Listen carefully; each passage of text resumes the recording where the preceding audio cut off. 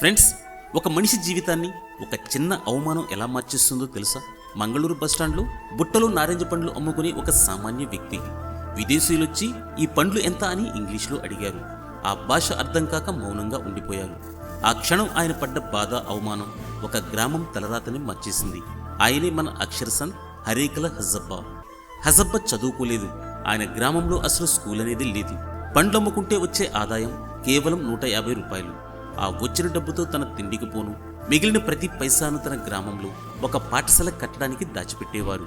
1999లో ఆయన తన స్వగ్రామంలో ఒక చిన్న అద్దె గదిలో స్కూల్ మొదలుపెట్టారు. ప్రభుత్వం చుట్టూ, అధికారుల చుట్టూ ఏళ్ల తరబడి తిరిగారు. తన దగ్గరున్న కొద్దిపాటి పొదుపు మొత్తంతో భూమిని కొనుగోలు చేసి పాఠశాల భవనాన్ని నిర్మించడం మొదలుపెట్టారు. ఆయన కష్టాన్ని చూసి దాతలు ముందుకొచ్చారు. క్రమంగా ఆ చిన్న గది కాస్త ఒక పెద్ద ప్రభుత్వ పాఠశాలగా మారింది. ఈ రోజు ఆ స్కూల్లో వందలాది మంది పేద పిల్లలు చదువుకుంటున్నారు. ఈయన చేసిన ఈ నిశ్శబ్ద విప్లవాన్ని గుర్తించిన భారత ప్రభుత్వం 2020లో పద్మశ్రీ అవార్డుతో గౌరవించింది. రాష్ట్రపతి భవన్లో అందరూ ఖరీదైన దుస్తుల్లో ఉంటే హజబ్బ గారు మాత్రం తెల్లని పంచా షర్టు ధరించి కాళ్లకు కనీసం చెప్పులు కూడా లేకుండా అవార్డు అందుకున్నారు. పద్మశ్రీ వచ్చినా ఆయనలో ఏమాత్రం గర్వం రాలేదు. ఇప్పటికీ ఆయన తన పాత ఇంట్లోనే నివసిస్తున్నారు. తనకు వచ్చిన అవార్డు సొమ్మును కూడా తిరిగి పాఠశాల అభివృద్ధి కోసమే ఖర్చు చేశారు.